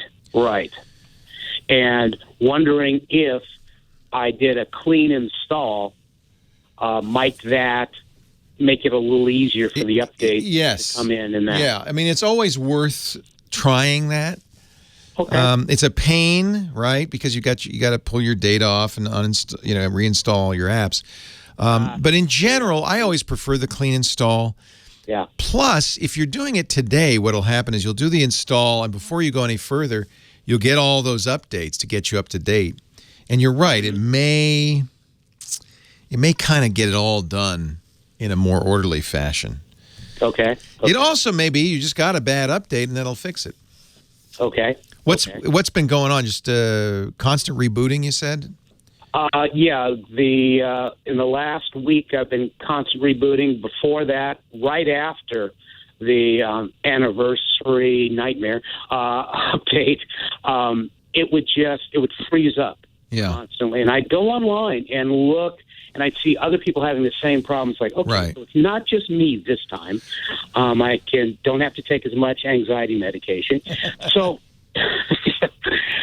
I'm looking at that, and I've been listening to you for years. So I have Carbonite, I have Dropbox, good. I have external hard drive. Good. So I've got everything backed up on that.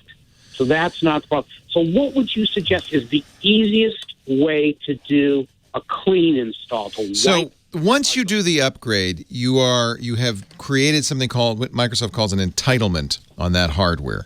You are now registered as entitled to run Windows 10. You don't need to get a serial number or anything. Okay. As soon as you authenticate Windows 10 on any upgraded hardware, you're good. So all you need to do is go to Microsoft and get what they call the Media Creation Tool. You could just do Google Windows Media Creation Tool, but get it from Microsoft, obviously, not anybody else. Okay, right. And it will create a USB key, which is easily the best way to do this. You need, I think, an 8 gigabyte USB key. Okay.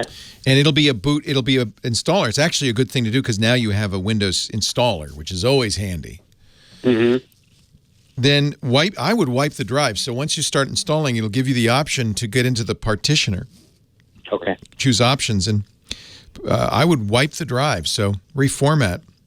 Okay. And start over, and you've got the backup. Good for you.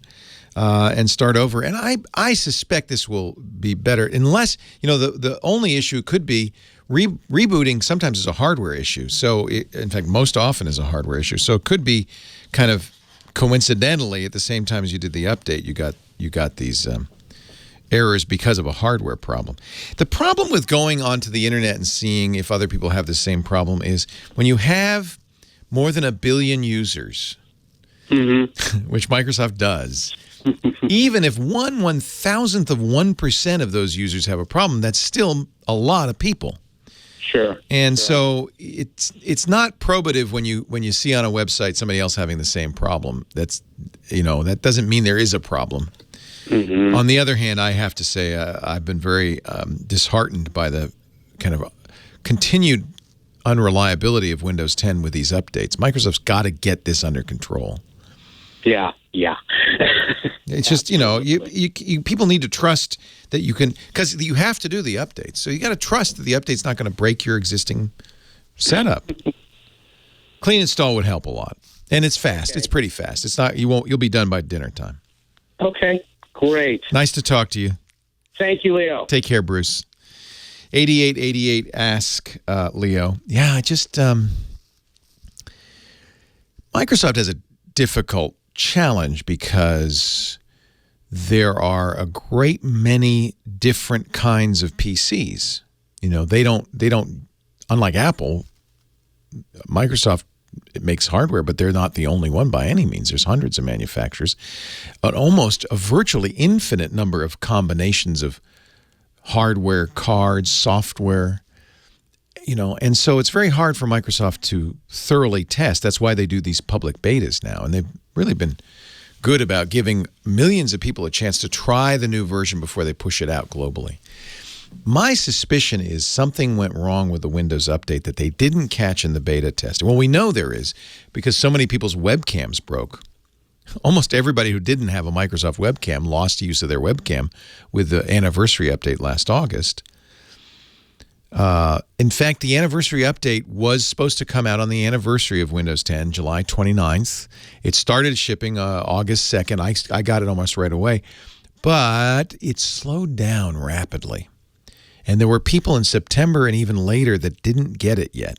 And to me, that's the indication that Microsoft said, whoa, we got a problem, and stopped the updates. If you were already updated, well, there you go. But I think for a lot of people who didn't get Windows anniversary update, there's a reason for that. There was some problems there. Let's hope they solve this. Billy in Marina Del Rey, Leo Laporte, the tech guy. Hi, Billy. Hey, how's it going, Leo? It's going great. How are you? Great. Long-time listener, first-time caller. My question is, I'm looking at large-format printers on Craigslist. Okay. And I want to get a printer that prints about a 60-inch print print on canvas. Oh, wow. That's huge. I thought you were talking 15 by 19 or something. You're talking, when you say large format, you're talking like a plotter almost. Yeah, that's one question, too. I want to know what a plotter was. So you don't want a plotter because those are used by architects and to make blueprints, essentially. It's like a pen. So yeah, you want a printer. Those are very expensive. You must be a photographer. Yes. So I'm not an expert on this stuff, but all the photographers I know who do large prints, and that's a small number. Most people go to service bureaus because they don't do it enough to justify the expense. But the ones that do, I think, tend to use Epson, and Canon's a close second. But I am not an expert in this by any means. I mean, we're talking very, very expensive, specialized printers. Maybe somebody's listening can call and let us know. But the plotter question, that was great. Okay, yeah, you don't want a plotter. That's for making blueprints. Okay, so those can't print photographs whatsoever, right? No. Somebody in the low tech in the chat room saying the Epson Sure Color F6200. It's only $6,500. No. That's a deal. Actually, that is a deal. That's a fairly low cost. Epson's a sponsor, but they don't advertise the big ones because that's a specialized category. For most people, going to a service bureau, finding a good printer who can do that is probably the best choice, unless you're going to do it every single day. Leo Laporte, the tech guy. A number of people in the chat room have worked in print shops where they've had large format printers. Alex C. says, I've worked at 2 places that use large format inkjet printers. If you don't constantly use them, it's usually cheaper to have things printed elsewhere. We would use ours a couple of times a year. Each time, you'd have to replace the dried out ink and print heads. Yeah, that's a big issue, of course. If you're not using it every day, you're going to be faced with this, which is kind of a drag. But anyway, we've given you the best advice we could. 8888 Ask Leo is the phone number. If you have a thought about a large format printer. Felix in North Hollywood, California. Hi, Felix. Hi, Leo. How are you? Long-time listeners, first-time caller. Well, welcome. Thank you. I have a dilemma, and I don't know what to do. I want to buy a 4K TV. I want to buy it inexpensive, and I want to have at least real. Somebody told me there's something called a simulated 120 refreshing rate, and I don't know what is that. So I want a real 120 rate. So first of all, there's no content running at that rate. So every time you get anything faster than 60 frames a second, it's faking it. So you can buy these. They're all, I think, to my knowledge, LCD panels. Sometimes they say LED backlit LCD, but with these higher refresh rates. The reason is LCD TVs are a little bit slower than the old CRT TVs and even plasma and OLED. And so action and fast-moving stuff like sports can look a little blurry because they're not keeping up. The frame rate's too low. So the way these manufacturers have solved it, and I'm not a fan of this, is they add frames. But now since there's no information there, they're just what we call interpolating or sometimes doubling. So you've got frame 49 and frame 50, but you want a frame 49 and a half. You either just double frame 49 or you interpolate between frame 49 and 50 what would be in the middle there with software, and you put that in. And the result is certainly not as blurry, but some people say it looks a little plasticky or a little like, soap opera video. It seems a little unnatural to me. So I turn that off. Now, most high-end TVs now have that feature. Even my OLED has that feature, and I just turn it off because I don't like that look. But that's an aesthetic thing. But you don't need to look for it because you want to have a more accurate TV. No, you're not getting a signal that's better than that does 120 frames. Usually it's 30 frames, 60 fields, or if it's progressive, it's 30 progressive. And occasionally from some sources you might get 60 progressive. You never get more than that. So I wouldn't worry about that. Now, what's your budget? Well, I was thinking about from 500 to 600 maximum, but yet I don't need a big TV, 43 inches, it's a maximum. Yeah. So the smaller TVs are very affordable in that price range. 42 inches. It's where you get expensive as you get bigger. The problem is 4K in a small screen, you don't even need it because, unless you're sitting 5 inches from it, it's not going to be a problem. 4K is really designed for bigger screens and a more home theater experience. So I wouldn't even worry about 4K and 42 inches. You certainly can get them. The reason we see so many 4K panels these days is because of 3D. Many panels do 4K because they do two 1080p displays for the 3D, and so they had to make that capability built in, and that made it cheap. I wouldn't worry about 4K at 42 inches. So that gives you a broader range. In that price range, Vizio is excellent. It's a really good choice. Samsung's a very good choice. There are a lot of manufacturers that make very inexpensive but yet good 42-inch displays. I don't think you have any problem. If you get 4K, it's not a bad thing, but I don't think it's really necessary at that size. Yeah, I have a specific model to you, and I need your opinion. Sure. It is called the UN43KU 7000FXZA. Why don't they just give it a name, right? Yeah. At that point, I don't know that particular model, and I wish Scott Wilkinson were here, although I suspect it's almost impossible to keep up with all these different things. But let me see if I can do a Google on it. Samsung 7000 FX, you said? Yeah, FXZA is something. Okay. They make it in 60. It's their, so it's this is actually, these are the SUHD TVs, right? Mm-hmm. Yeah, if you're going to get a TV, that's what to look for. Is the standards are a little in flux. Samsung did the SUHD earlier this year before there was a standard. The new standard is UHD Premium, and that gives you high dynamic range, which really looks good.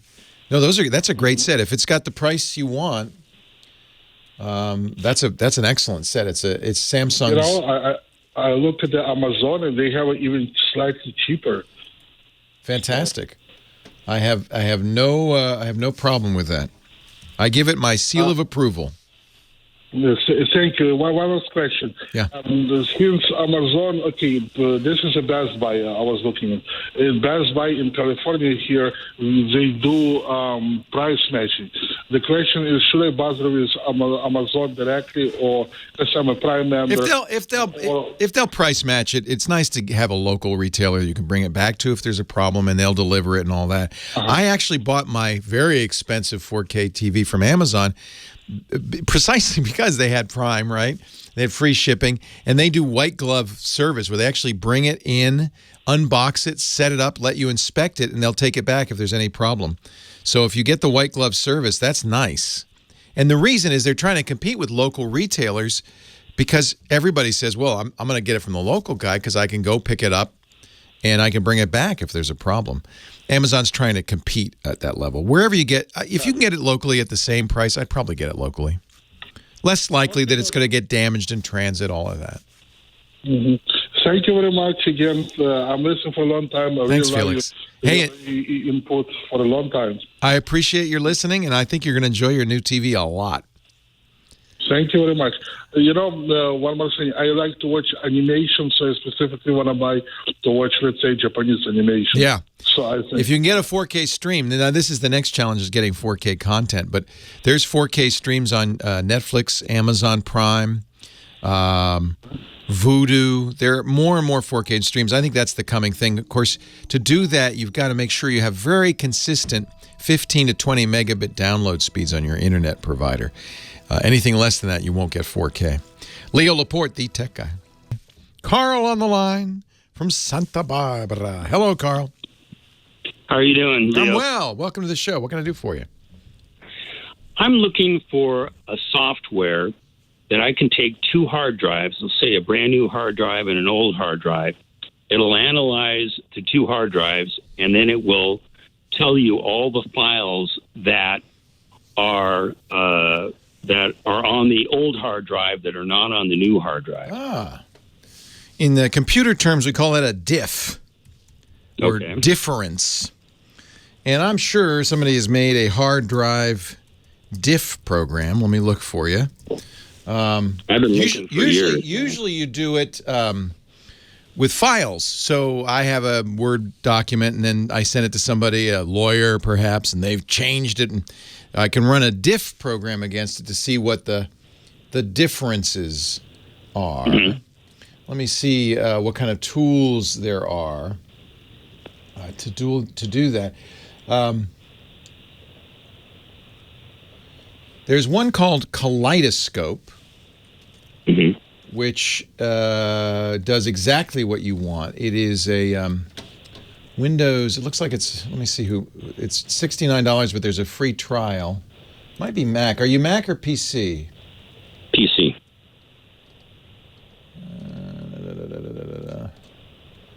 Well, this is from kaleidoscopeapp.com. You can check that out. I can't tell looking at it. I've got 30 years of hard drives that I pulled hard drives out of every computer. And a lot of photographers would like this, huh? Yeah. Well, I'm looking at a post on Superuser, diffing an entire hard drive available tools. One thing you could do is dedupe, copy everything from all the drives onto one drive and then run a deduplicator. There's a lot of those that will... What do you think the best deduplicator is? I don't know. I don't use one. What you want, though, I can tell you what you're looking for, is not one that merely compares creation date and file size. That'll give you too many potential false positives. What you want is something that is slower, but it'll scan through the files and do a hash of the file contents. And then if they match, then you'll know there's a duplicate. That's the best way to do it. Here's another one called Beyond Compare, the chat room's sent along. It's from scootersoftware.com. And Beyond Compare, their tagline is reconcile your differences. So the idea is you can compare folders and find out what you really want to do is merge, right? You want to do a diff and then a merge.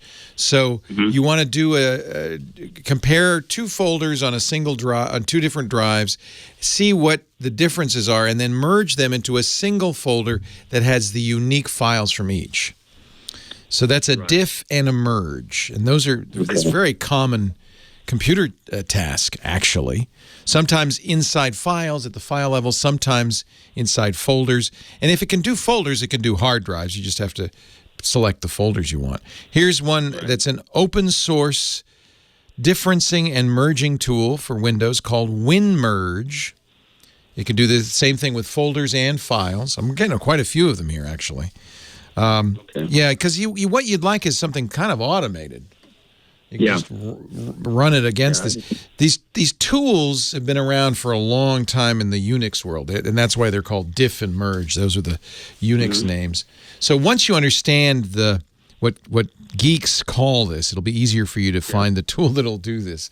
So WinMerge looks like it does diffs and merges, and it's free. This looks good. And they're doing a new one they say will be a modern compare synchronization tool. That's kind of what you want is synchronization, right? Compare, then synchronize. Kind of, yeah, photographers deal with this all the time. I deal with it. Where you run up against it is music.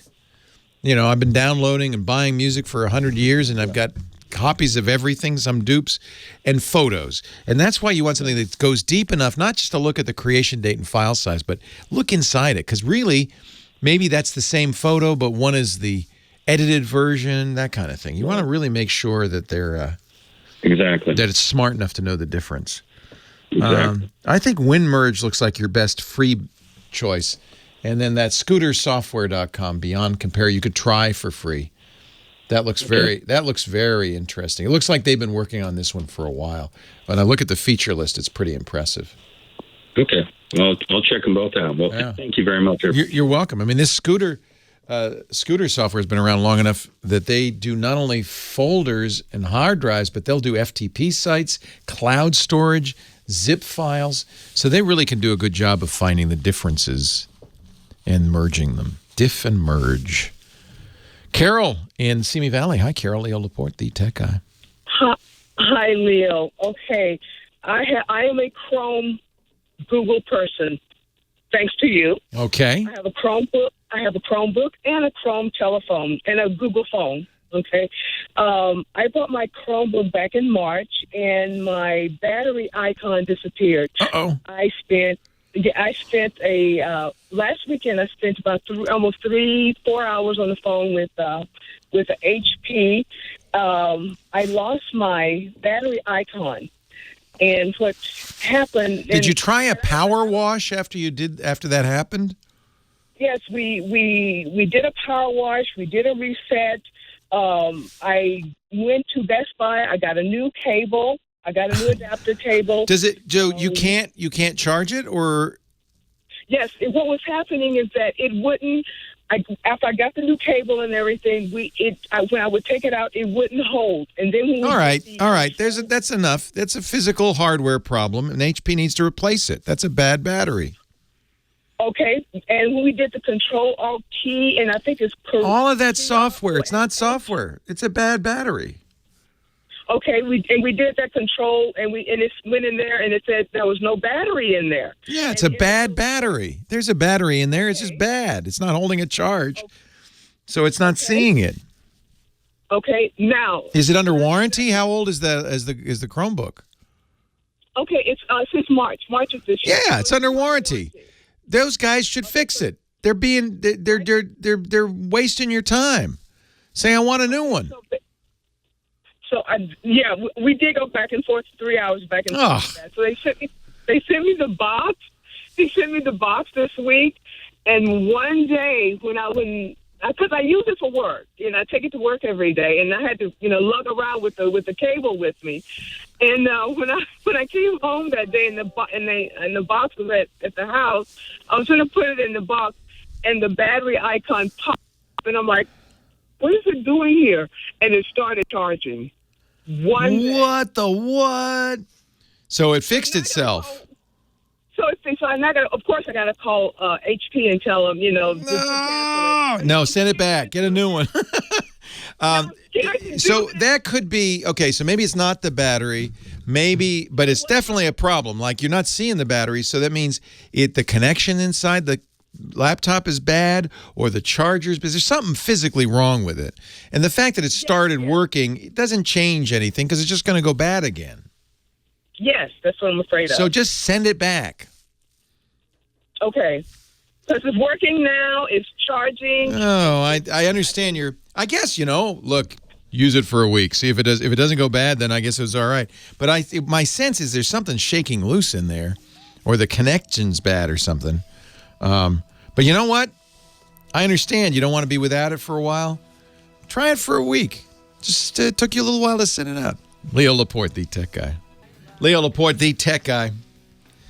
I just got off the phone. I talked some more with Carol. You know what? This is a case of HP not doing the right thing. There's something wrong with her $200 Chromebook. I told her, get your money back.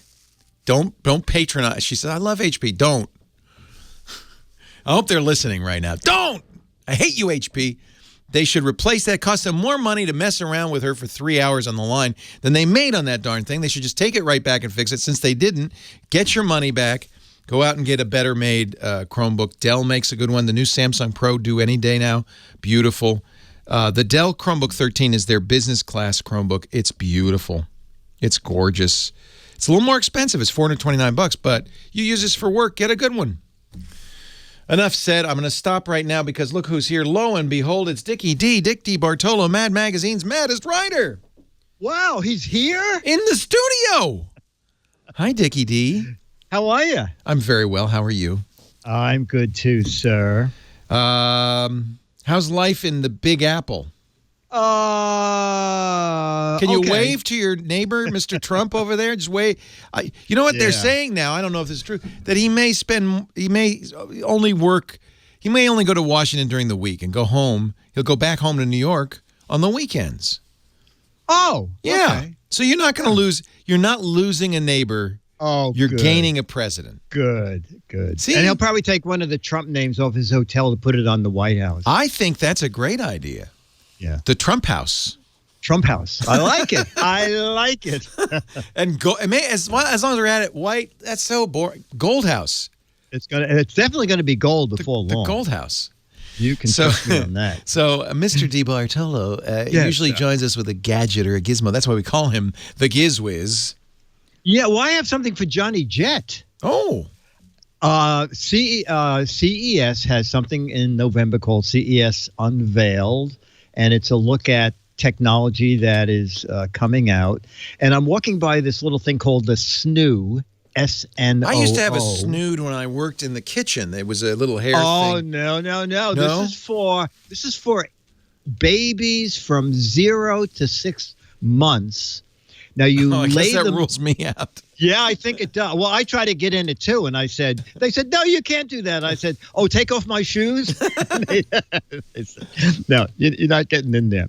So this is to help babies stay asleep. Oh, okay? Anything to help a baby stay with. Yes, Johnny probably needs this. Exactly. So it has the is it called a swat? It's a baby bed. Yes, and is it called a swaddle? The thing you wrap the baby in. So just like your dog, you in the past you've shown like a straight jacket for your dog that makes them calmer during thunderstorms. Yes. Same thing with babies. They like to be wrapped tightly. Some babies, not all, but some babies like to be swaddled.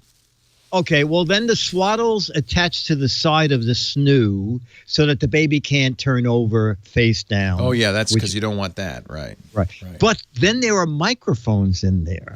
Wow. And if the baby starts to cry, it starts rocking the snoo and making sounds. They say sounds that the baby would have heard while they were being in the snoom. In the snoom. Yes, exactly.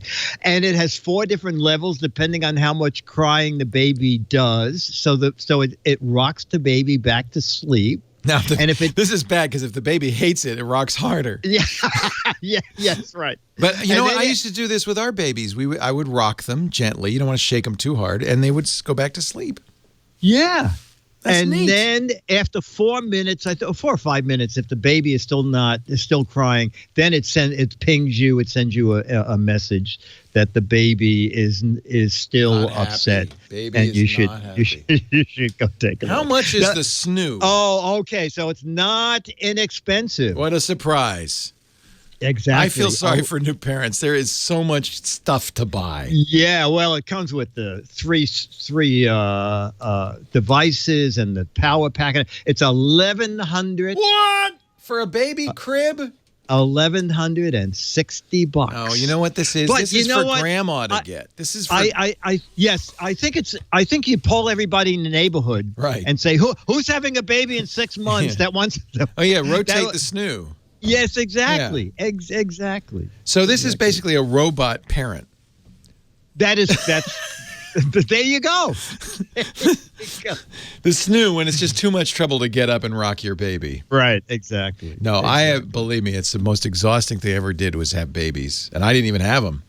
But it's just you got to get up, my wife would say, okay, time for daddy magic. I go, okay. And I'd walk around and around and around. So if this works, that's good. That's nice. Some people put them in the back seat of the car, drive around. I know I had a friend who put their baby in a safe baby seat on the dryer and would let it vibrate the baby. On the dryer? Yeah. Oh, okay. And it just soothes, because, I guess it is kind of like what they're used to walking around in the womb, right? Yeah. And it says the kid's not falling asleep. Put another heavy blanket in the dryer. Yes, exactly. Let that thing rock a little more. Some kids like the washer, some like the dryer, know. But one of your kids is named Westinghouse, isn't it? Right. The quality goes in before the name goes on. The snoo, SNOO, you can find out more at happiestbaby.com. Yes. And also the most expensivestbaby.com. Wow, that's a lot. But if you think it's got cameras, it's got a rocker, and it looks like it has a nice wooden kind of trim. Yes. Custom cotton fitted sheets. Oh, nice. You know what? Your baby's worth it. But that's the kind of thing, the office, they do an office pool and they buy for you, stuff like that. Yeah, there you go. Yeah. There you go. Very nice. Dick DeBartolo is at gizwiz.biz. That's his website, gizwiz.biz. And you can go there, find out more about the snoo and all the other products he talks about. He's a prolific gadget guy, and on many other shows as well as ours. I wish I had the exclusive, but I can't afford it. Yeah, right. I cannot afford it. If you go there, you can also play the What the Heck Is That contest, a picture of a close-up of a gadget of some sort, and get a chance to win an autographed copy of Mad Magazine for the best right answer or the cutest wrong answer. What is that? Is the pink a giveaway? No. No, good. Then it could be what I think it is. Oh, which is okay. the do-it-yourself bris maker. Oh, okay. No. Well, I don't know. I can't get it. GizWiz.biz. Go there, play the game. What the heck is it? And have a chance to win an autographed copy of Mad Magazine. You can also follow Dick's podcast that he does with our good friend Chad Johnson at GizWiz.tv. Thank you, Dickie D. Thank you, sir. See you next week. Have a great week. Hey, great thanks to Michael Cozy, our musical director today. He's been picking some fine selections for the show. Also to Heather Hammond, the phone ranger. She answers the phones, grooms you for your appearance on national radio. And she's a smile to boot. She's a happy person. Always lovely to have Heather Hammond with us. Thanks to you for joining us. We're all done here. You can go to the techguylabs.com website if you want more audio and video of the show and answers to all the questions, and add your own thoughts there. It's free. techguylabs.com. I'm Leo Laporte, the Tech Guy. I'll see you next time. Have a great geek week. Well, that's it for the Tech Guy Show for today. Thank you so much for being here.